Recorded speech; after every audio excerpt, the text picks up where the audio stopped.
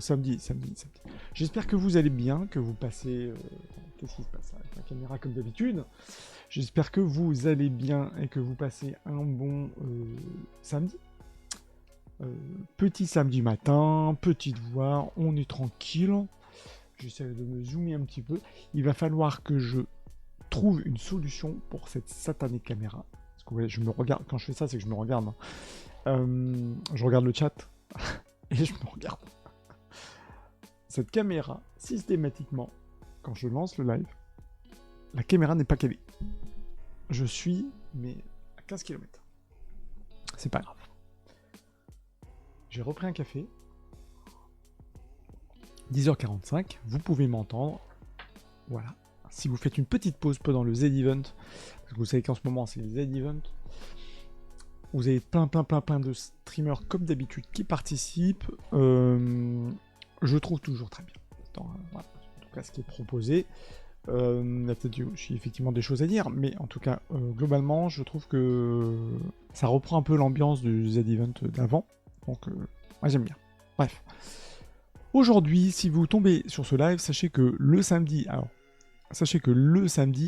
va être décalé au vendredi 18h30, because je fais un point sur les expositions Japon-Corée, les choses à voir, les conventions, expositions vraiment qui touchent le domaine de l'Asie, qui peuvent vous intéresser. Et donc, je le faisais jusqu'à présent le samedi matin. En clair, voilà, 10h40, enfin 10h30, 11h. Et je me suis dit que c'était peut-être mieux, enfin, me suis dit avec vous, que c'était peut-être mieux de... attendez, j'ai un autre lien qui se lance. De le caler le vendredi. Plutôt en mode apéro, avant l'apéro, pour que vous puissiez caler des sorties si vous avez envie. Donc, on va dire que le samedi, exceptionnellement, peut-être que j'en ferai, mais sachez que ce point-là, maintenant, il sera le vendredi soir. Dans tous les cas, ça vous permet de voir des replays, parce que je vois qu'il y a quand même beaucoup de replays de mes vidéos. Donc, je pense que pour beaucoup, on n'est peut-être pas forcément synchro avec les heures. Et ça vous permettra comme ça évidemment, d'avoir les infos en amont, ce qui est quand même un peu important, parce qu'on veut faire une sortie, une exposition. Je commence par ce que vous avez sous les yeux, le musée Guimet au cœur de la couleur. Je reviens sur des choses, évidemment, dont j'ai déjà parlé, maintes et maintes fois, mais vous pouvez pas louper, en tout cas, si c'est quelque chose que vous ne connaissez pas, qui vous intéresse, et je sais pas, la porcelaine chinoise, c'est pas un truc que vous kiffez, évidemment, parce que vous aimez plus le Japon. Les amis, faut casser les cloisons, ne vous arrêtez pas à ce que vous dites non, moi j'aime le Japon, je veux pas voir la Chine. Regardez, parce que en fait, vous allez être étonné, vous allez voir que on peut avoir des designs, notamment par exemple des formes dans les céramiques, par exemple dans cet art de la céramique, qui vont se retrouver en Corée notamment. Et puis évidemment, il y a des choses qu'on va retrouver potentiellement qui se rapprochent très très fortement de ce qu'on peut voir au Japon. Mais vous voyez par exemple ici une verseuse à réchauffer l'alcool, les amis, bien entendu avec modération, surtout à 10h48. Vous voyez, c'est ce qu'on appelle un céladon. Magnifique pièce. J'aimerais bien vous présenter, parce que je fais aussi des lives, ça fait un moment que j'en ai pas fait, mais de présentation d'objets. C'est-à-dire que je vous montre en caméra macro, parce que j'ai tout un truc avec ma caméra pour vous montrer ça. Vous montrer un objet. Sauf que les céladons chinois ou coréens, c'est compliqué, ou du moins ça coûte très cher. Mais je ne désespère pas. Parce que le céladon, comme vous pouvez le voir ici, en fait ce genre de céramique c'est hyper intéressant parce qu'il y a une lumière dedans, c'est-à-dire que le verre, qui a différentes variantes de verre, comme on peut le voir ici sur l'écran. Alors, je sais pas pourquoi, attendez, je dois voir mon écran qui est zoomé. Ah bah oui, je suis à 125%, donc ça, je peux pas caler mon image. Bon, bah écoute, c'est pas grave, vous comprenez quand même ce dont je veux parler. Ce genre de céramique, c'est très intéressant parce que aussi, évidemment, là, c'est une pièce chinoise, mais vous avez tous les céladons coréens. De mémoire, j'avais fait une vidéo là-dessus, un live, mais je pense que j'en referai un. Ça vous permet de découvrir ça. Donc, vous voyez, même si vous kiffez la Corée, par exemple, vous connaissez un petit peu l'artisanat coréen, vous devez forcément jeter un œil à la céramique et à cet artisanat chinois, parce que ça vous aide à découvrir des trucs. Après, si vous kiffez la Chine, la question se pose pas, il faut y aller. Donc, non, très belle exposition. Et ce qui est très intéressant là-dedans, tiens, je vais vous mettre la vidéo. On va faire simple. C'est, comme je l'avais déjà dit, c'est un focus sur les céramiques et porcelaines qui sont monochromes, donc d'une seule couleur, ou du moins qui restent dans la même variation, et qui vont vous donner, voilà, c'est en tout cas une idée des céramiques parfaites, avec des lignes excellentes. Et ça, c'est quelque chose que bah voilà, les Chinois ont su développer au fil des siècles. Et c'est quelque chose qui est magnifique. Vous voyez, c'est 10 siècles de création quand même, donc on parle pas des années 80. Et donc, c'est à voir, les amis, jusqu'au 16 septembre. Je vais, moi, essayer d'y aller, je pense, semaine prochaine. Donc, comme je l'avais dit précédemment, faire un live, à voir si c'est possible. Je pense que ce sera plutôt une vidéo TikTok pour cette exposition. En sachant qu'après, je vais le communiqué de presse. Et je suis en train de me dire que je vais bien pouf pouf. Il faut pas que je rate la visite presse pour la prochaine exposition qui arrive très très vite. Là aussi, je vous trouve le lien. Tac, Musée Guimet. Musée Guimet à Paris, bien entendu. Hein, je pense que si vous connaissez quand même, je pense. Cette exposition temporaire sur l'or des Ming, face et beauté de la Chine impériale. C'est au deuxième rotonde du deuxième étage. Et là, vous avez une présentation d'objets incroyables de l'or des Ming. Attendez, je suis en train de regarder or des Ming, parce que je sais qu'il y avait une présentation pour la presse. Donnez-moi 30 secondes, parce que ça me perturbe. L'or des... Non, c'est mardi. Je vais essayer de vous montrer. Mardi 17. Alors, je vous montre là les dossiers de presse, notamment du musée Guimet que je reçois. Je suis en train de regarder. Est-ce que je peux encore m'inscrire? Oui, sûrement. Vous avez, attention, ça c'est primeur, hein, c'est le cadeau des live expositions. Puisque je reçois des communiqués de presse, je gère un magazine qui s'appelle Kogei en parallèle, donc on parle beaucoup d'expositions, et donc l'or des Ming, c'est vraiment la prochaine grande exposition du musée Guimet. Je pense que ça va être incroyable. Cette exposition va être incroyable. Parce que, alors, au-delà que ce soit de l'or, hein, c'est la capacité, comme vous pouvez le voir ici, et c'est très étonnant parce que ce sont des pièces qu'on retrouve aussi en Corée. Hein.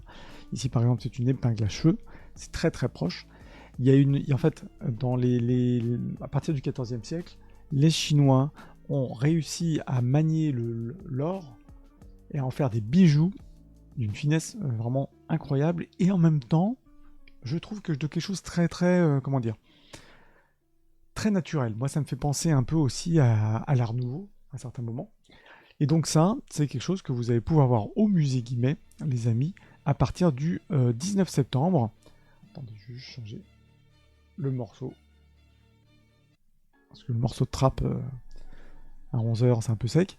Et donc, vous avez cette très belle exposition qui va présenter l'ensemble de bijoux, de parures, vases en or, puisque les Ming, c'était vraiment une période de faste, hein, en Chine. C'est quelque chose de magnifique. Donc ça, je vous en parlerai. Sachez que c'est une exposition qui sera visible à partir du 18, si je ne dis pas de bêtises, du 18 septembre. Pour le moment, vraiment, c'est la porcelaine. Donc, pourquoi je vous dis ça? Ne vous dites pas que vous pouvez aller au musée Guimet, vous faire un 2 en 1, même si vous avez déjà une présentation, comme on vient de voir là. Une présentation je sais même pas si c'est présenté là. On va le voir dans la rotonde. En tout cas, dites-vous bien que vous avez deux choses, l'exposition et vous avez la porcelaine. Bonjour Massilia, bonjour. C'est le live que j'ai commencé plus tôt, hein, mais tu étais à l'heure, hein, t'inquiète pas. Et comme je précisais l'autre jour, live que je ferai plutôt le vendredi, cher ami. Donc je fais un petit topo exposition, point rapide sur l'exposition musée Guimet, et je parlais notamment de l'or des Ming, avec cette grande exposition qui est donc le prochain grand rendez-vous du musée Guimet. Comme je précisais juste avant que tu viennes, c'est l'expo qui dure du 18 septembre au 13 janvier, donc ça on aura le temps d'en reparler. J'ai la visite presse le 17 septembre pour faire focus sur les fastes. Nous viendra vendredi. Oui, je pense que c'est plus plus simple pour les expositions, pour prévoir le week-end, etc. Bref, l'endiming, on en reparlera, les amis. J'avance, pareil pour les Parisiens. J'en avais déjà parlé semaine dernière, donc je fais un peu hors topo, c'est pour ça que je vous dis, là ça va être un petit live, parce qu'il n'y a pas non plus une grande nouveauté, là on a un peu une date à la con. 7 septembre, vous avez souvent les expositions s'arrêtent souvent mi-septembre, 20 septembre, et puis hop, après on enquille sur le reste, et puis je vous ai dit, il y a aussi toutes les conventions japonaises, Japan Expo, etc. Enfin, Japan Convention, c'est à partir de plutôt du fin septembre. Donc ça, c'est pour le moment, c'est un petit peu le... On termine, j'irai les expositions qui sont en cours, donc c'est très bien, ça permet de faire un petit rappel. Vous avez focus à la Maison de la Culture du Japon, un focus sur le parasport. Bon, je pense que vous savez que c'est les JO. Et bien, en ce moment, vous avez ce focus sur le parasport du Japon hier aujourd'hui, ce qui peut être quand même intéressant à aller regarder. Sinon, à venir, mais ça je vous en parlerai, je crois que je l'ai retweeté, ou je ne sais plus, parlé sur Instagram. Vous allez avoir, je vous en parle maintenant parce que MCJP, il faut toujours réserver. Donc Maison de la Culture du Japon pour les Parisiens, s'il y a quelque chose qui vous intéresse. J'essaye d'être un peu plus de vous parler, un peu plus tôt des événements qui sont à Maison de la Culture du Japon parce que c'est toujours très très vite rempli. Donc là, sachez qu'il va y avoir tout un événement autour des kaiju. Je prévois un live là-dessus, sur les kaiju, justement. Vous savez, les monstres, Godzilla et compagnie. Vous allez avoir une présentation, Histoire monstrueuse du cinéma japonais de 54 à 2024, qui a lieu donc à Maison de la Culture du Japon, et il faut réserver, les amis. Donc, je vous mets peut-être le lien. Vous avez comme ça l'agenda sur les kaiju, si ça vous intéresse, si vous prévoyez peut-être de venir sur Paris. Ça se prévoit. Il y a une conférence aussi, je crois que j'en ai parlé sur LinkedIn. Il va falloir que je... Attendez, on va faire un truc. Je vais le faire façon Google. Parce qu'il y avait tout le programme, ou c'est sur Twitter. Ah, je pense que c'est ça. C'est le 5 octobre. Voilà, vous avez le lien direct. Je vais vous mettre le lien, parce que vous avez une conférence en parallèle. Petite musique qui n'a absolument rien à voir avec ce que je suis en train de vous parler. Kaiju, les titans du cinéma japonais. Donc vous avez une conférence qui est dispo en ligne. Donc mettez-vous le lien YouTube là, que j'épingle. Tiens, je vais l'épingler. Voilà, normalement il est épinglé. C'est le 5 octobre. Il faut que je vois le 5 octobre 17h, c'est un samedi. Peut-être qu'on pourrait le faire en mode un react. Je vais voir, je m'enflamme pas. Je sais pas si c'est possible. En tout cas, sachez que si ça vous intéresse, notez-vous ce lien. Bon, je vous dis ça comme ça, vous êtes au courant. Et donc il y aura un focus kaiju à Maison de Culture du Japon. J'avance sur la suite. Je vais sortir là de... Non, je vais rester sur Paris. Est-ce qu'on parle sur Paris ou... Ouais, je vais rester sur Paris. Je vous parle comme ça de Corée, comme ça c'est fait. Je vous ai dit, Maison de la Culture du Japon, on a un focus en ce moment sur le parasport. Vous avez aussi en version coréenne, avec une expo installation, et comme ça après je termine sur Paris, installation immersive sur le sport traditionnel coréen, qui a lieu au... alors, c'est par le centre culturel coréen, et c'est dans l'auditorium. L'auditorium du centre culturel coréen, sachez que je l'avais déjà dit précédemment, vous pouvez y aller, c'est gratuit, vous découvrez comme ça des artistes contemporains, en l'occurrence voilà, de l'artiste numérique, qui travaillent justement avec, sur un sujet qui est en l'occurrence le mouvement, le sport, etc.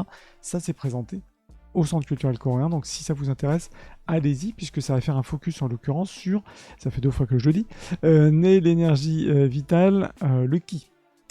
Je pense faire un sujet sur le ki, l'énergie, l'énergie dans l'art, parce que c'est quelque chose, c'est un sujet, un vecteur en tout cas qui a été appliqué, et je trouve que, en tout cas, ça peut être très intéressant. Regardez, je n'y suis pas allé, tout simplement parce que j'ai pas pu, et je vous avoue qu'avec les JO sur Paris, se déplacer, c'est un peu compliqué, donc si ça vous intéresse, vous savez où aller. Enfin, sur Paris, je cherche juste mon lien qui va bien. Il est où mon lien qui va bien ? Il est où mon lien qui va bien ? C'est une expo. Merde, c'est là, c'était juste à côté. À Liègre, Paris, c'est rue du Faubourg Saint-Honoré. Vous avez un focus en ce moment. Alors je dis en ce moment parce que c'est pareil, c'est jusqu'au 14 septembre, les amis. Je vous mets le lien parce qu'ils ont eu du mal à communiquer là-dessus, je trouve. Studio Liègre, ça c'est rue Saint-Honoré, un focus sur l'artisanat d'art coréen, qui se rapproche, et qui est, je ne sais même pas qui se rapproche, qui est purement Kogei, hein, au Japon. Je vous rappelle que le mouvement Kogei, qu'on appelle au Japon, qui est un terme japonais, ça s'est construit avec le Mingei, Soetsu Yanagi, donc des artistes qui sont allés en Corée, qui sont venus au Japon, même des Coréens, bref. C'est un échange vraiment entre la Corée et le Japon avec des mêmes lignes directrices. Comme vous pouvez le voir ici sur la petite image qui est là, je pense qu'il y a des très belles choses. Je vais essayer d'y faire un saut. Pourquoi ? Parce que c'est par rapport à la Paris Design Week qui a lieu. Et donc vous allez avoir un focus sur ces pièces-là. Petit haul là, je dirais, c'est que c'est organisé par le K, je sais plus comment ça s'appelle, bref, l'organisme coréen pour la promotion de l'artisanat d'art. Sauf que ils l'ont annoncé, je trouve, tardivement. Il n'y a pas de photos d'objets. C'est dans une galerie, c'est plutôt un showroom Liègre. Ils font plein d'autres trucs, hein, de déco, ils travaillent avec maison et objets, etc. Donc ouais, bon, il y a effectivement des expositions, mais c'est pas une galerie d'art en tant que telle, comme on pourrait l'imaginer. Donc voilà, je trouve que c'est en tout cas à voir, mais c'est vrai qu'on n'a pas l'occasion en tout cas de voir de l'artisanat d'art coréen en France aujourd'hui. Vous avez bien entendu en tout cas un peu dans cette même mouvance, pour sortir un petit peu des sentiers battus des arts justes d'Asie. Sachez qu'en ce moment, et ça c'est lieu chaque année, vous avez Paris Design Week. Alors je vous mets le lien parce que c'est par rapport à Maison Objet, et ça vous permet de regarder. Si vous êtes sur Paris, vous avez plein d'événements partout, beaucoup de galeries qui vont se raccrocher justement à ce Paris Design Week pour ouvrir leurs portes et vous faire découvrir des choses particulières. Bon, moi je trouve que pour le focus Art d'Asie, vous savez quoi, je vais plutôt vous mettre ce lien là avec les partisans, les participants de la Paris Design Week. Je fais mon café quand même. 11h, on est encore au café, on n'en est pas encore au demi. Ça va. Par contre, dans une demi-heure, je déconne. Vous avez plein de lieux. Alors, je veux juste préciser un truc par rapport à Paris Design Week. Paris Design Week, vous avez certains de ces lieux, galeries, espaces d'exposition, showroom comment on appelle ça ? J'ai dire d'annonceurs, de fabricants qui vous savez, qui vont faire des objets, du mobilier, des choses qui présentent un maison objet, donc c'est pas vraiment d'objets d'art, c'est plutôt de l'objet de série, certes de l'objet décoratif, mais de série. Pour beaucoup, il y a quand même évidemment des boîtes qui vont faire travailler des designers. Mais vous savez, c'est dans Maison Objet, c'est toute la force du truc, c'est que vous pouvez avoir des objets qui ne sont pas qualifiés d'objets d'art, c'est pas des objets que vous allez trouver aujourd'hui sur le marché de l'art, mais peut-être que dans 20 ans, oui. Oui, par exemple, aujourd'hui, on trouve sur le marché de l'art des sièges, des fauteuils de grands designers qui ont été édités par des boîtes. Et je pense comme ça, Stark, c'est pas forcément le bon exemple, mais bref, même chez Roche-Beaubois, il y a eu des designers qui ont fait des séries très très limitées, par exemple pour Roche-Beaubois, mais c'est des séries limitées. Alors c'est de la série, c'est pas de la pièce, vous en avez pas 10, mais c'est de la série, et c'est des choses que demain, vous pouvez retrouver, parce que, encore une fois, qui dit série limitée, c'est limité dans le temps, qui ne sont pas forcément reproduites par la suite, et que vous allez retrouver sur le marché de l'art. Un exemple, je vous montre juste un exemple pour surfer sur ce sujet-là.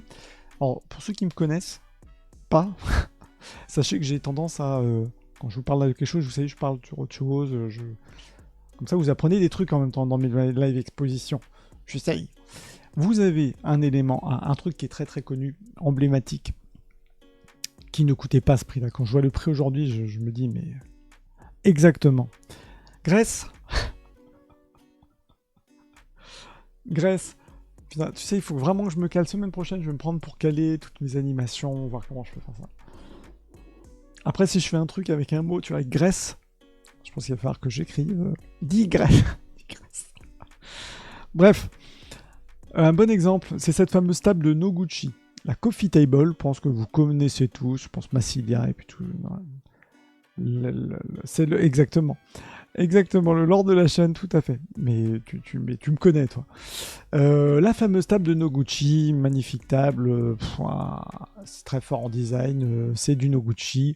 J'ai déjà fait un live sur Noguchi, je vous invite à voir le replay. Alors, par contre, le replay sur YouTube, parce que je pense qu'il est plus sur Twitch. Sur le Twitch, on pourra en parler de Noguchi. Vous avez cette table-là, donc qui a été faite par Isamu Noguchi, évidemment grand nom de l'art et du design japonais, qui est quand même dans ce qu'on va appeler finalement Kogai, hein, mouvement Kogai. Cette table bois et verre, vous avez plusieurs finitions, frêne, etc. Cette table vaut aujourd'hui 3000 €. Elle en valait, parce que j'ai hésité à l'acheter, et déjà à l'époque je trouvais que c'était cher pour de la série. Avant c'était quand même 1500, elle était un peu moins de 1500 €. Quand je dis avant, c'était genre il y a 15 ans. Ça a quand même bien inflationné, hein. 3660 €, hein, la Noguchi. En sachant que, et c'est là où pourquoi je vous présente cet objet-là, c'est une réédition. C'est-à-dire que ce n'est pas un objet, le mobilier d'époque.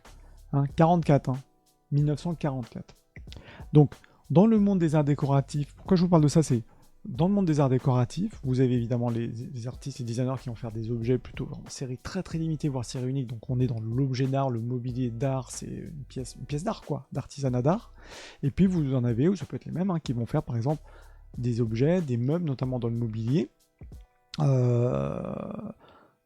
vont designer des objets, des pièces pour des éditeurs comme Vitra et comme plein d'autres qui sont donc un éditeur. C'est quoi? C'est un peu comme dans une maison d'édition de bouquins.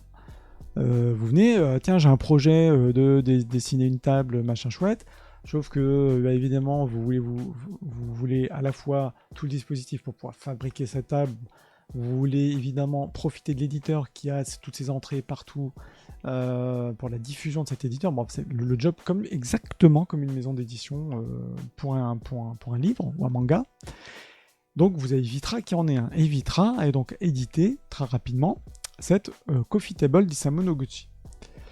Donc cette pièce-là, aujourd'hui, elle se retrouve sur le marché. Typiquement, c'est le genre de pièce que vous allez retrouver à Maison Objet, que vous allez potentiellement retrouver dans des boutiques lambda, je sais pas, Bordeaux, Nice, Paris, qui vont vous proposer la table de Noguchi par Vitra. Ça, c'est vraiment le monde qu'on va retrouver, Maison Objet, voilà. Mais on met quand même, pour ce genre d'objet, je vous le dis, vraiment la main sur des objets qui sont des objets d'art. Et cette table-là, qui aujourd'hui est vendue chez Vitra, donc c'est une table neuve qui va être produite là, 2024, qu'on vous vend 3600 €. Vous avez aussi la possibilité de retrouver la même table d'Isamu Noguchi. Je vais essayer de vous retrouver Isamu Table aux enchères. Je suis désolé, je lis en même temps ce que j'écris. Il doit y avoir je voudrais voir un résultat. C'est-à-dire que, je sais pas, je suis Christie's, j'en sais rien, il doit en avoir une. Hein.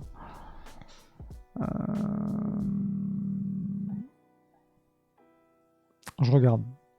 Je suis sur une table, par exemple, chez Christie's. Est-ce que j'ai le prix? Voilà. C'est un autre exemple d'une table de Noguchi qui est vendue aujourd'hui, par exemple aux enchères, enfin en tout cas qui est dans le marché de l'art. Donc là, en l'occurrence, c'est une table, un autre modèle de table très connu de Noguchi, donc, qui est en métal. Qui a été créé en 82, donc qui a été édité hein, aussi, mais créé en 82. Et là, vous voyez que cette table-là, elle a été vendue 80 000 $. Donc, juste pour vous dire que et la Noguchi, je crois qu'elle est dans les 10, 20 000, un truc comme ça. C'est-à-dire que la table que vous trouvez, que vous achetez chez Vitra aujourd'hui, si vous avez les sous, il faut les avoir quand même. Vous pouvez avoir l'exemplaire un peu, je veux dire, d'époque, original, pour entre 10 et voilà, et ça peut monter très très haut. Surtout si ça a appartenu en plus à quelqu'un. Donc pourquoi je fais juste le petit point, une petite parenthèse là-dessus, juste pour vous dire que Maison Objet, quand on voit donc, pour revenir sur mon histoire d'exposition là attendez. Voilà, Maison Objet, qui va vous présenter des maisons d'édition, des designers, en l'occurrence, ici par exemple, Amka, on a donc Paris Design Week, c'est un lieu que vous pouvez aller visiter. Projet imaginé par Alexis Martial et Adrien Caillodo comme un terrain de jeu éco-responsable, le système modulaire Aurora. Donc ce sont des pièces comme si c'était des pièces ce sont des pièces de designers qui sont éditées par un éditeur Donc vous allez pouvoir retrouver dans des boutiques, mais potentiellement vous allez pouvoir aussi retrouver derrière sur le marché de l'art. Donc c'est pour ça que dans le cadre de Paris Design Week Maison et Objets, bon, qui a lieu à Paris, n'hésitez pas, en tout cas si vous passez, ou si vous êtes sur Paris, à regarder quand même le programme de Paris Design Week parce que vous pouvez trouver des belles choses. Ne partez pas du principe, dire attends Paris Design Week mais c'est un truc, ça va être des objets pas forcément très très quali. Vous pouvez avoir des très belles choses qui sont... que vous allez, encore une fois, qui vont être qualifiés. Après, c'est toujours pareil. Nous, on aime bien en France aller mettre les objets, les personnes dans des cases. Est-ce que vous qualifiez d'objet d'art ou pas? Moi, je fais un dernier focus là-dessus, puis après, je passe sur autre chose.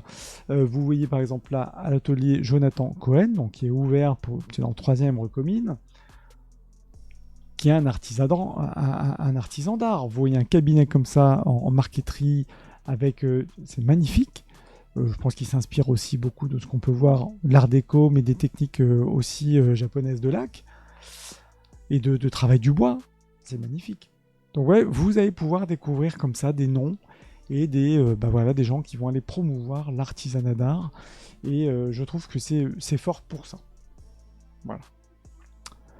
Je ferme la grosse parenthèse sur Paris Design Week qui a lieu en ce moment. Je passe maintenant sur ce qui se passe en province et je vous tiens encore 20 minutes là-dessus sur la province.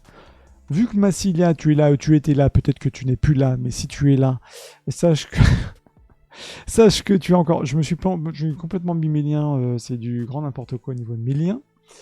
J'avais le Nice, bien évidemment. Voilà. Musée des Arts Asiatiques de Nice.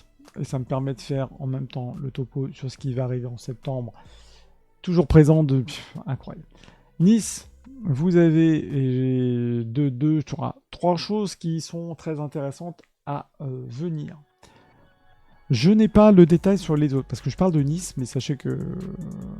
dans le musée, attention, le musée départemental des Arts Asiatiques à Nice.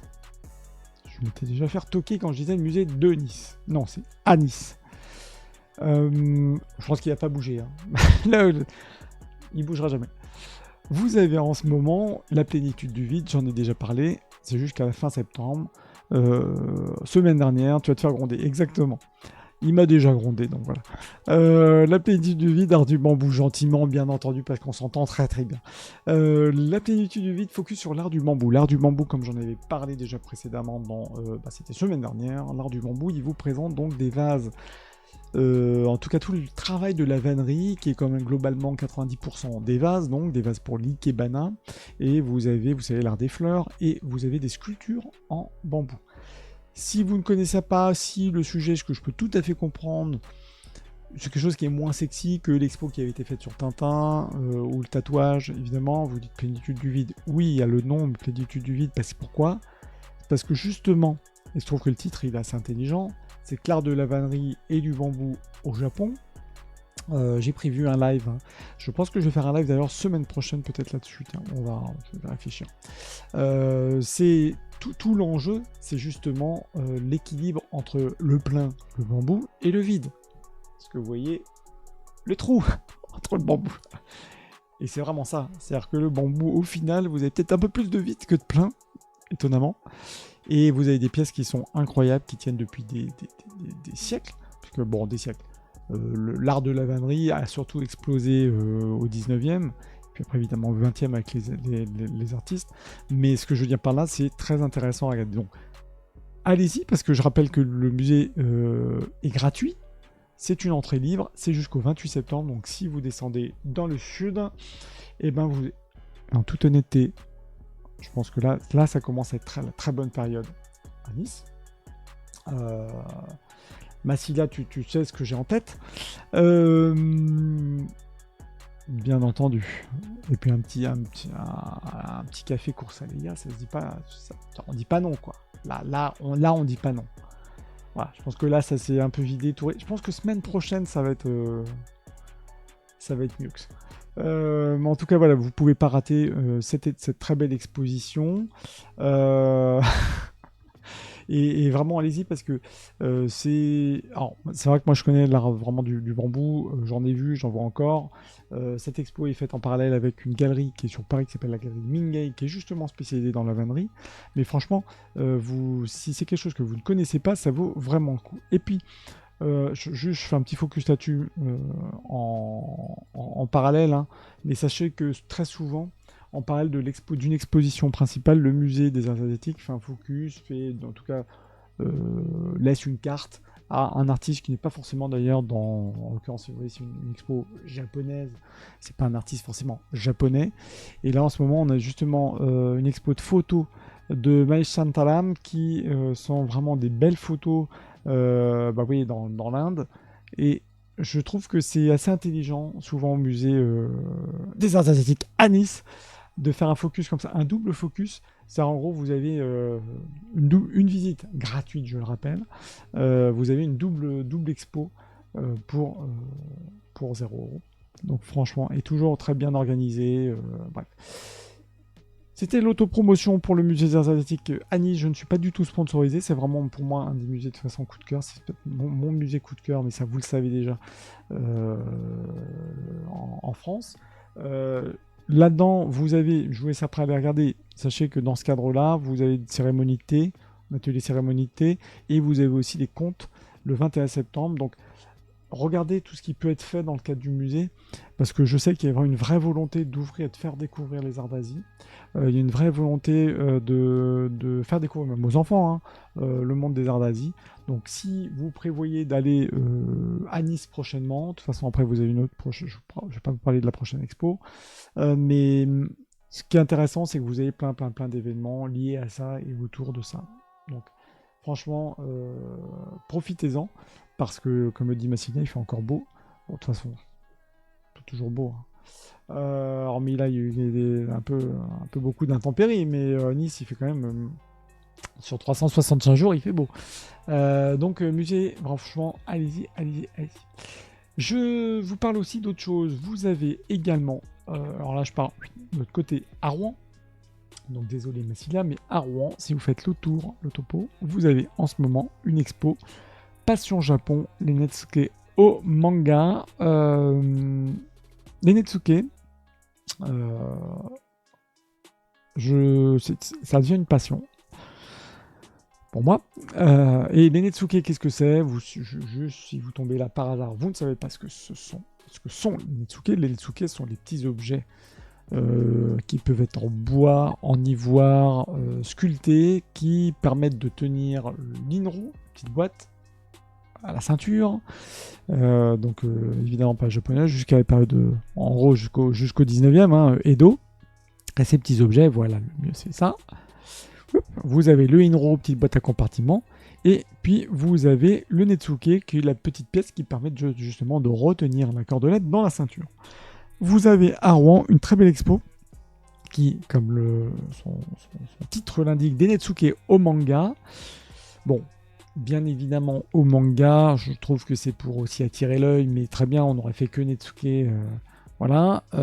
Bien entendu, dans le manga, on parle de quoi? On parle des mangas surtout du 19e, surtout. Après, on va partir du contemporain, mais les estampes des différents artistes de l'ukiyo-e et de l'estampe du 19e siècle faisaient des petites estampes qui étaient les fameux mangas aussi d'époque. Donc, une belle expo qui vous permet justement de plonger dans ce Japon que moi j'aime, j'en parle tous les jours parce que c'est mon métier, je suis vraiment dedans. Si vous ne connaissez pas et que vous êtes pour le coup en Normandie, let's go à Rouen. En parallèle de ça, vous avez, alors ça j'ai oublié de préciser, mais c'est c'est au musée de la céramique de Rouen. Voilà, paf, le site, je vais vous mettre ce lien là, c'est le plus simple. Les points exposition, je fais volontairement, j'essaye de faire le tour de la France. juste un petit focus en Belgique pour voilà, vous aiguiller ci et là, puisqu'évidemment je sais que vous êtes un peu de partout, donc ça vous permet comme ça aussi de vous montrer ce qui existe. Et puis même si vous êtes, j'en sais rien, vous êtes à Paris ou vous êtes à Nice et vous vous dites ah bah tiens, à Rouen, tiens, il y a un musée, vous notez qu'il y a un musée, le musée de la céramique à Rouen, ah ouais. Passons au Japon Netsuke, vous avez le lien pour cette exposition. Vous avez également au musée, le muséum de Rouen, je vais y arriver, le musée Beauvoisine, jusqu'au 22 septembre également. Sensation soleil levant, expérience immersive, et ça tombe très très bien. Pourquoi ? Parce que ça se passe dans le cadre évidemment de Normandie Impressionnisme, mais ça se passe aussi en parallèle d'un événement qui vient juste de se lancer cette semaine. J'hésite à y aller, mais compliqué pour y aller, qui s'appelle Ars Electronica. Je pourrais peut-être faire un point là-dessus, Ars Electronica qui n'est pas que Japon, mais qui est un événement qui a lieu maintenant depuis les années 70, je ne sais pas de bêtises, sur les arts numériques, l'art digital, les projections, etc., qui a lieu à Linz, en Autriche. Et vous avez donc, finalement, dans cette même mouvance, des expositions qui commencent quand même à se développer sur des expos avec de la projection, de l'art numérique, etc. Bref. Là, vous avez, pareil, une exposition, un petit lieu, mais qui me paraît quand même très très intéressant, interactif, qui se passe donc au musée Beauvoisine et qui va vous permettre justement de découvrir peut-être un angle différent des arts japonais et notamment l'art numérique.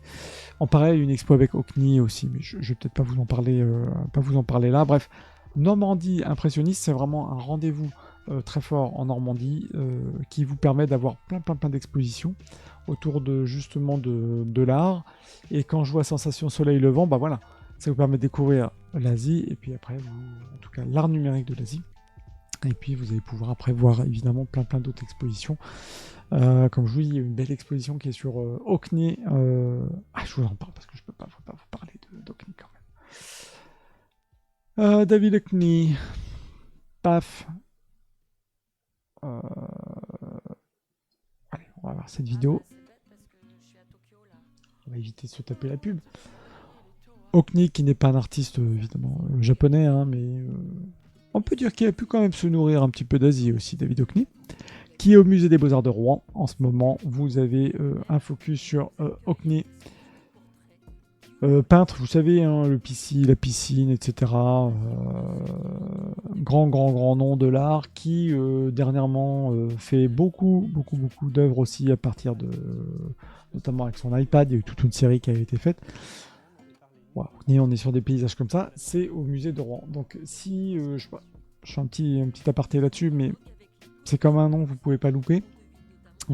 Et si vous êtes justement à Rouen pour cette exposition au Japon, et vous allez avoir là cette très belle exposition entre David Hockney et les impressionnistes, et donc il va y avoir un rapport entre les deux.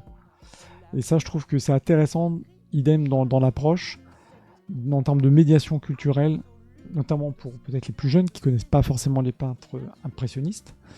Si vous connaissez, ou si vous-même, si vous êtes moins jeune et que ce n'est pas un truc qui vous intéressait, forcément, vous ne pouvez pas vous faire une expo sur l'impressionnisme. Et là, vous avez une belle expo qui vous parle de cet artiste qui est comme majeur du 20e et des œuvres impressionnistes. Voilà. Donc je ferme la parenthèse, mais c'est à Rouen.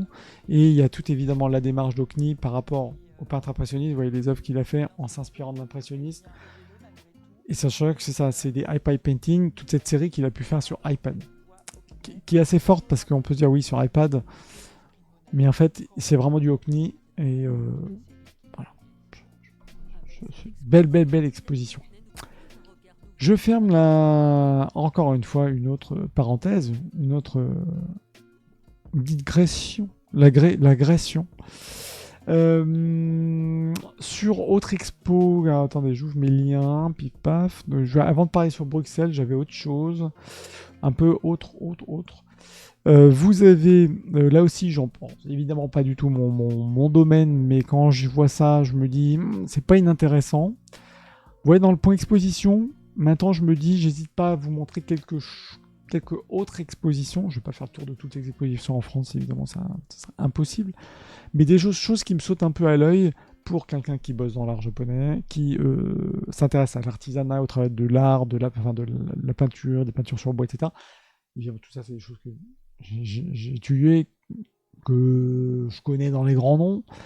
Mais quand je vois un truc comme ça, je me dis, c'est pas inintéressant.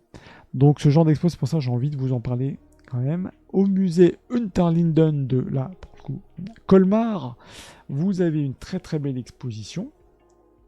Après, vous me dites si vous voulez. C'est pour ça que j'ai mis 3 petits points dans le titre du live. Couleur, gloire et beauté, peinture germanique des collections françaises 1420-1540.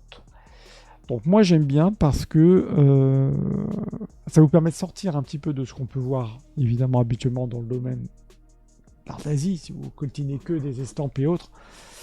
Voilà, vous pouvez un peu peut-être, je vais pas dire saturer, mais il faut voir autre chose pour aussi s'affiner l'œil.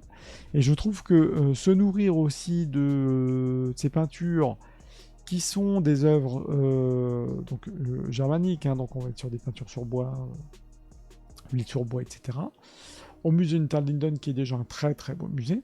On va passer, les triptyques, etc. Cette peinture qui est, on va dire, un peu plutôt classique. C'est des choses que, quand vous regardez des techniques, quand vous regardez la manière dont c'est dessiné, quand vous regardez, quand vous regardez les perspectives notamment, moi c'est ce que je regarde. Je regarde en tout cas plus les sujets religieux en tant que tels, qu'est-ce qu'ils représentent, Non, moi je regarde vraiment l'aspect plutôt composition, les couleurs, les textures. On peut pas dire que c'est pas beau, que c'est pas bien réalisé. Voilà. Donc moi, en tout cas, ce que je peux conseiller quand vous avez une expo comme ça, qui vous kiffez comme moi l'art d'Asie, la peinture religieuse du 15e siècle, c'est pas trop votre kiff. Franchement, si vous y êtes, ça vaut le coup de faire un détour. Et c'est ce que je dis aussi aux enfants. Pas forcément sur le sujet, pas forcément au-delà du fait que ça peut représenter, ça peut être une fenêtre sur une époque, une période, bon bref, même si tout ça c'est de l'histoire. D'un point de vue technique, je vous dis profondeur de champ, il y a des choses aussi qu'on va retrouver, étonnamment, dans les arts d'Asie. Les peintures sur bois, le travail du bois, il y a des choses qu'on retrouve dans des techniques aujourd'hui même contemporaines. Donc je dirais que c'est plus une expo pour sa culture personnelle, sa culture artistique personnelle. Ce qui est toujours très bon quand vous vous intéressez à un sujet, c'est de regarder un petit peu comme ce qui se passe à côté. C'est pour ça que je vous ai parlé de Paris Design Week. C'est pour ça que je vous parle de cette expo, qui, on est d'accord, a absolument rien à voir avec le Japon, la Corée, la Chine, mais qui vous permet d'avoir une fenêtre de lecture, en tout cas, de qu'est-ce qui se passe au 15e siècle, 16e siècle en Europe. Et ça, c'est toujours très intéressant. Surtout si à côté, peut-être que si vous êtes étudiant, peut-être en art d'Extrême-Orient, à INALCO ou autre, ça vous permet d'avoir une double lecture et vous dire, ok, je sais qu'au Japon, alors attends, il me dit 16e siècle, alors attends, 17e, je vais être dans Edo, là je suis encore dans une période de guerre, ok, je sais qu'il y a de l'artisanat, mais il y a pas... Donc vous, comme ça, vous pouvez un peu comparer aussi ce qui se fait au Japon, par exemple, et ce qui se fait en peinture allemande. J'aime bien faire ça. On ne peut pas faire des rapprochements, c'est très tendu de faire des rapprochements, mais c'est bien d'avoir cette double lecture, donc ces expositions. C'est aussi pour vous montrer que je ne suis pas strictement fermé aux expositions, même si personnellement, hors art d'Asie, je vais plus voir des choses contemporaines ou de l'art primitif, art premier, mais ça se regarde. Idem, dans le même concept, je vous invite à aller dans des musées type le Louvre Lens, etc. Parce que ça vous donne une vision, encore une fois, autre de ce que vous pouvez voir habituellement. C'est beau ce que je dis, on peut pas dire que je conseille pas d'aller voir autre chose. Voilà. Bref, je vous note pas de lien de ça, si ça vous intéresse, je vous laisse aller regarder, c'est le musée Unterlinden. Je termine ce live je suis en train de regarder mes liens. Oui, Lyon. On avait Passion Japon, mais ça jusqu'en novembre, j'en ai déjà parlé, donc je passe très très rapidement. C'est une expo qui a lieu à la Sucrière à Lyon. Là, idem, grand focus Japon, grand écart entre l'art traditionnel, l'art d'aujourd'hui, manga, anime, etc. J'en ai parlé, je passe très rapidement dessus. Et puis vous aviez une expo, attendez, précisément, c'est à Bruxelles, Voilà. Non, c'était Tokyo Art City qui était en 2023 Bruxelles, donc c'est pas ça. Je sais que vous allez avoir à Nantes l'Expo QSide, je m'étais mis moins plus pour regarder, pour vous en parler demain. Et c'est voilà, Bruxelles, je vais terminer plutôt par ça. J'en avais parlé semaine dernière. Si vous voulez vous faire un petit tour en Belgique prochainement, vous allez avoir la présentation. Merde, j'ai oublié parce que j'avais le catalogue d'expo de maintenant il y a plusieurs années, justement, des guerriers chinois, vous savez, les fameux guerriers qu'on retrouve à Xi'an aujourd'hui, qui sont présentés, qui vont être présentés en partie, Terracotta Army du premier empereur de Chine, qui vont être présentés à Bruxelles. Je vous en avais parlé précédemment, puisque c'est une expo qui va commencer le 9 octobre, si je ne dis pas de bêtises. On n'a pas de date de fin de cette exposition. Bon, enfin, partez du principe que là, il y a jusqu'en décembre. Ça va partir très très vite. Donc je vous mets le lien parce que c'était Christine de Bruxelles qui m'avait partagé ce lien-là. C'est quelque chose qui va, à mon avis, être vite être pris. Juste petite précision. 20 000 m², 300 reproductions de divers objets. Alors, j'attends de voir aussi d'avoir des infos. Est-ce qu'ils en ont certains des originaux ? Est-ce que c'est que de la production ? Je pense pas quand même. En tout cas, je pense qu'ils ont... je pense quand même qu'ils ont des objets d'origine, puisqu'ils mettent l'expérience Brings Together over 300 reproductions faites par des artisans depuis de la région. Bon. Je suis assez curieux de voir cette exposition. En tout cas, c'est Terracotta Army. Je pense que c'est quand même un truc à voir si vous passez à Bruxelles. Par contre, l'armée de Xi'an, vous savez, ça je ferai un truc là-dessus. L'armée des guerriers terre cuite, là, on en avait eu à Paris. En tout cas, j'avais pu les voir. Je sais que ça avait été présenté aussi à Monaco, évidemment. Si on n'était que certains. Bref, il y avait toute une exposition là-dessus. C'était génial. Génial. En termes d'exposition, qu'est-ce qu'il y a d'autre ? Je vous avais mis quoi de côté ? Je regarde Coffee Table, je vous en ai parlé. Bah oui, autre exposition qui me paraissait intéressante aujourd'hui aussi à voir, et je vais m'arrêter là-dessus. Vraiment, dites-moi si ça vous va que j'ouvre un petit peu comme ça sur des expos qui sont des expos phares hors Asie. Encore une fois, moi je trouve que c'est pertinent, ça me fait plaisir d'en parler. Donc voilà, et je veux que ça vous intéresse aussi, donc n'hésitez pas, mais si vous êtes en replay, vous me dites ce que vous en pensez. Vous avez... ne la ratez pas du tout, parce que là aussi, c'est quelque chose que vous avez... Une telle exposition, vous n'en verrez pas une demain. Mexica, les dons et les dieux de Temple Mayer, au Quai Branly. Donc là, évidemment, c'est sur l'histoire de l'Empire Mexica jusqu'au XVIe siècle, 1325-1521. Présenté au musée du Quai Branly, c'est jusqu'au 6 octobre, ça a été prolongé. Allez voir cette exposition, je vous mets la bande-annonce, donc là on n'est pas dans l'Asie non plus les amis, mais pareil comme je disais, alors là en plus, là ça se rapproche plus, parce que vous allez voir d'une tendance dans le design, dans l'approche des masques, il y a des choses qui sont, c'est hallucinant, des choses qui sont très très proches, entre l'art du Mexique, l'art, moi je me passionne pour la Nouvelle-Guinée, Papouasie, j'en ai déjà parlé, les masques de toute cette région-là, et l'art, par exemple, Aïnou, c'est très étonnant. Il y a des lignes esthétiques, de design qui se retrouvent. Donc ça, c'est l'expo Mexica, vous voyez, qui était jusqu'au 8 septembre, et on gratte un mois. Donc là, moi, je vais y aller, je pense, dans 2 semaines, parce que incroyable exposition. Et comme je vous le disais tout à l'heure, par rapport notamment à la peinture du 16e allemand, et ben ça, clairement, ça vous fait des... Bon, au-delà pour sa culture personnelle, si vous confiez des objets, c'est pépite cette exposition. La pépite. Et je vous le dis, d'une manière vraiment... moi, c'est quelque chose... l'art du Pérou, du Mexique, tout, c'est pas un truc qui m'attirait. Progressivement, évidemment, de par les arts d'Afrique, je me suis vraiment ouvert aux arts, je vais les appeler arts du monde, arts d'Océanie, etc. Et j'ai découvert notamment l'art du Mexique, et surtout découvert qu'il y avait des liens, je suis en train justement de regarder ça, des liens vraiment esthétiques de population, je vous le dis, entre le Japon par exemple et le Mexique, des choses comme ça qui sont quand même très très fortes. Au niveau du travail de la sculpture, au niveau du travail, comme je vous le disais, par exemple des masques, des couleurs, des symboles. C'est très étonnant, très très étonnant. Donc voilà. Je ne peux que vous conseiller aussi, là aussi, les expositions du musée du Quai Branly, qui sont toujours très très bien organisées et qui sont magnifiques.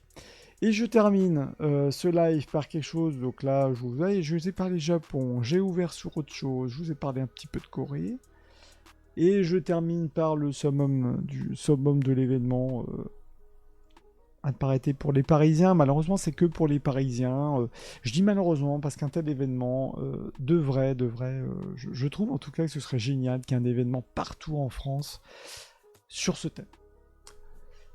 Parcours des mondes, et je vais terminer là-dessus. 11h30 les amis. Un petit live expo, c'est 1 heure.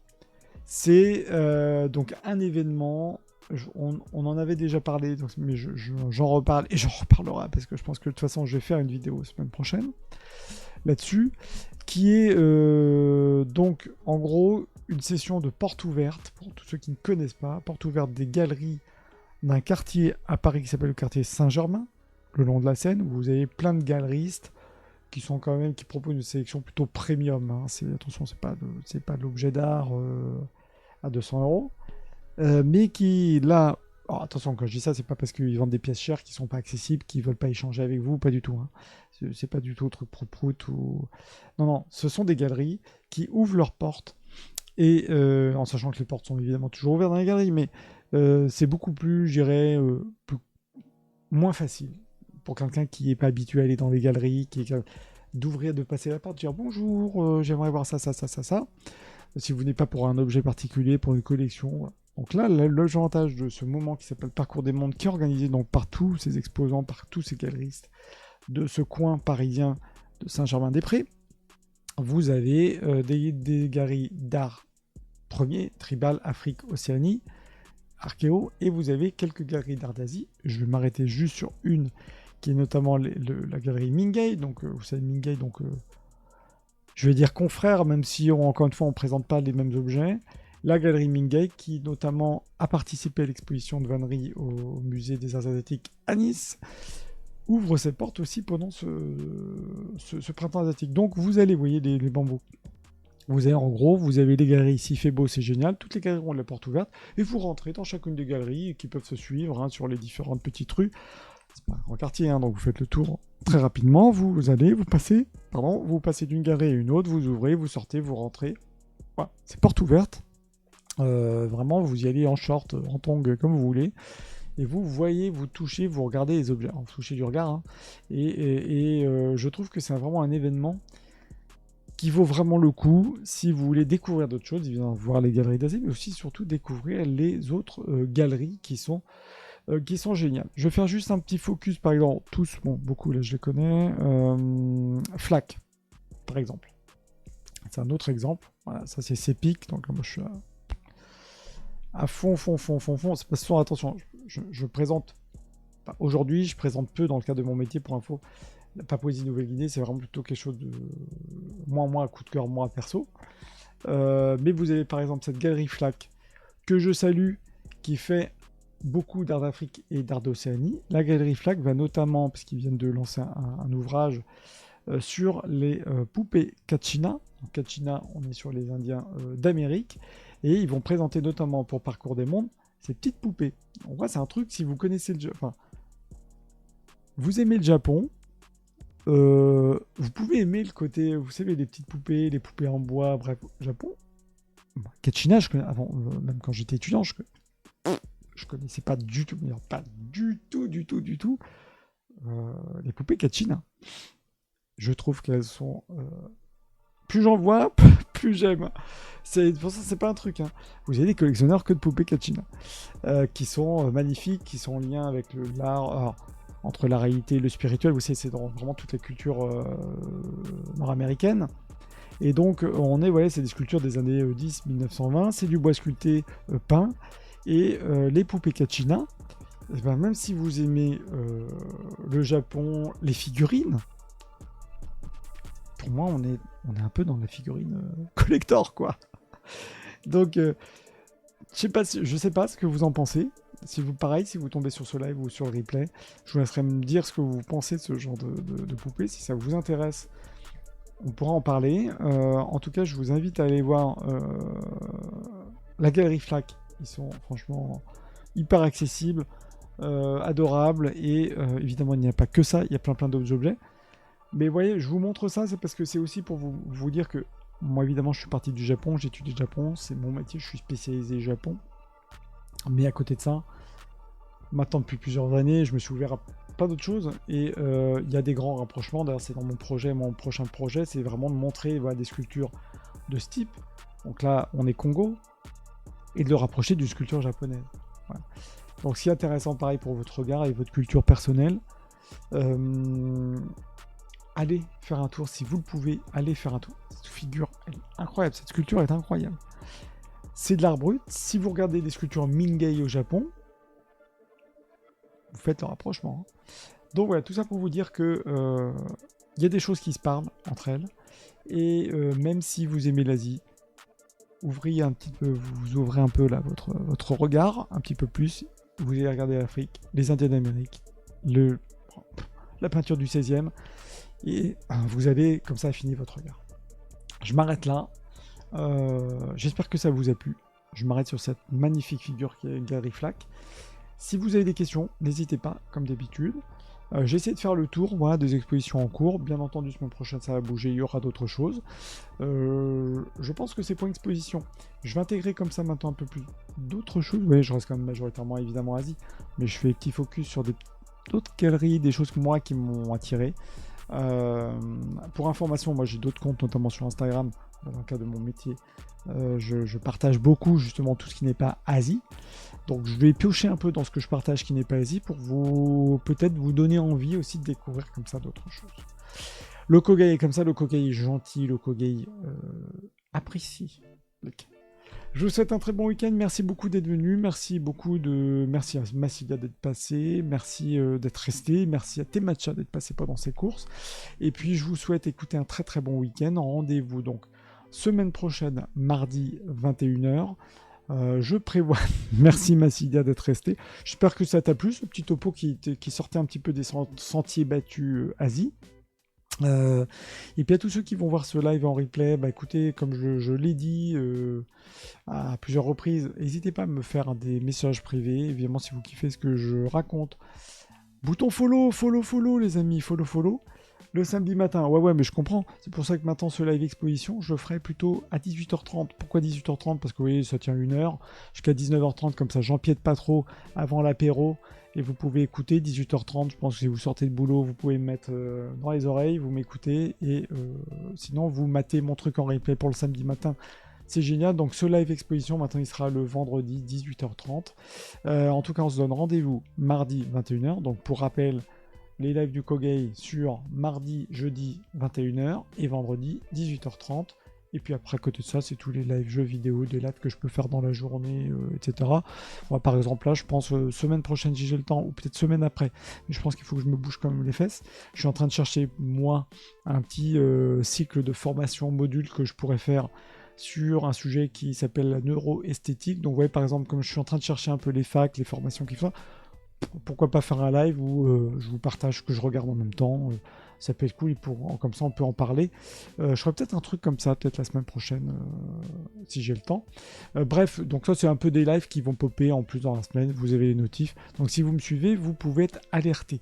Bien entendu, je termine aussi, je peux pas ne pas en parler, du September. Profitez si vraiment vous kiffez ce que je fais, vous voulez soutenir aussi ma chaîne dans le développement évidemment, je vous en remercie évidemment par avance. Si vous avez un Prime, je vous en remercie par avance. Et sachez que c'est September en ce moment, September moins 25% sur les abos, moins 30% sur les abos de 6 mois pour les grands gourmands. Si vraiment vous kiffez ce que je fais, ben écoutez, avec un grand merci d'avance. Bien entendu, avant le September, follow les amis, follow le quai. Et si dans tout ce que je peux raconter, il y a des sujets hors Asie, notamment dans les arts du monde, l'art contemporain, des choses que vous aimez, que vous voulez que je vous présente, faites-moi signe. Semaine prochaine, il y aura donc un sujet culture et il y aura un sujet curation, le retour d'un sujet curation. parce qu'on aime bien et tout le monde aime bien ça. Et puis du gaming de toute façon. Je vous souhaite un très très bon week-end. Merci à tous d'être passés, venus.